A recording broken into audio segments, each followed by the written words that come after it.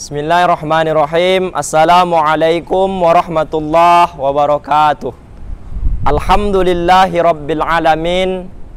Wassalatu wassalamu ala sayyidil mursalin wa ala alihi wa ashabihi ajma'in. Hadirin yang dirahmati Allah subhanahu wa ta'ala, mari kita bersyukur kepada Allah dengan mengucapkan Alhamdulillahi rabbil alamin. Bersolawat kita kepada Nabi Muhammad SAW.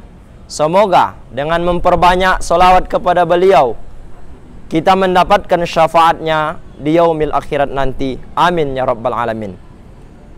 Kaum muslimin dimanapun anda berada, tema kita kali ini adalah optimisme dalam menghadapi COVID-19.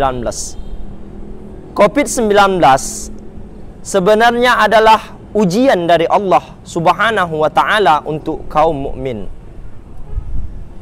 Saudaraku yang dirahmati Allah subhanahu wa ta'ala, di dalam hadis riwayat Ibnu Majah mengatakan bahwasanya inna idhamal jazai ma'a idhamil balai wa inna Allah ahabba qauman ibtalahum. Sesungguhnya balasan yang paling besar itu adalah beserta dengan ujian yang berat. Saudaraku yang dirahmati Allah Subhanahu wa taala, wa innallah, dan sesungguhnya Allah kalau mencintai suatu kaum ibtalahum, Allah akan menguji mereka. Dan Allah Subhanahu wa taala menjanjikan di dalam Al-Qur'an surah Al-Ankabut ayat 2 sampai 3 bahwasanya apakah manusia itu mengira bahwasanya mereka telah mengatakan mereka beriman, kemudian mereka tidak diuji.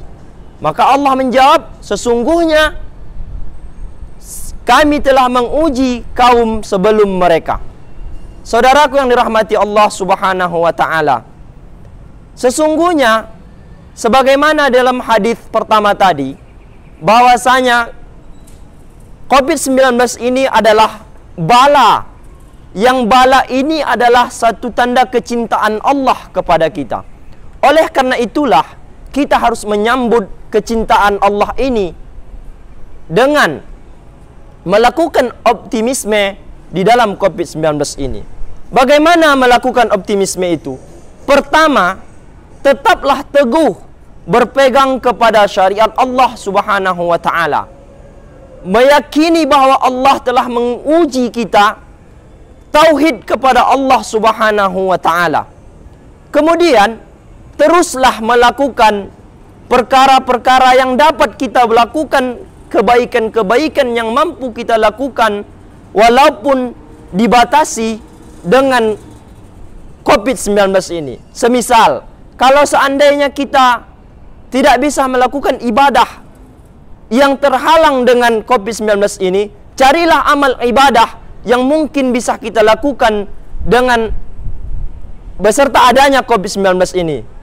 Contohnya saja, kita tidak bisa melakukan haji, tidak bisa melaksanakan haji ke Baitullah. Maka jangan putus asa, tetap optimisme kepada Allah subhanahu wa ta'ala. Kita tetap melakukan kebaikan-kebaikan, lakukanlah, sambunglah silaturahim semisalnya, atau santunlah anak-anak yatim, sumbanglah harta dan hartamu kepada fakir-fakir miskin yang mendapat ujian, mendapat dampak pandemi COVID-19 ini. Sambung terus silaturahmi dengan berbagai komunikasi yang bisa dilakukan.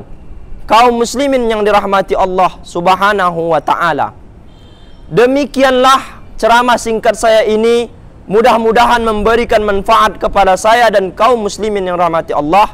Saya akhiri. Assalamualaikum warahmatullahi wabarakatuh.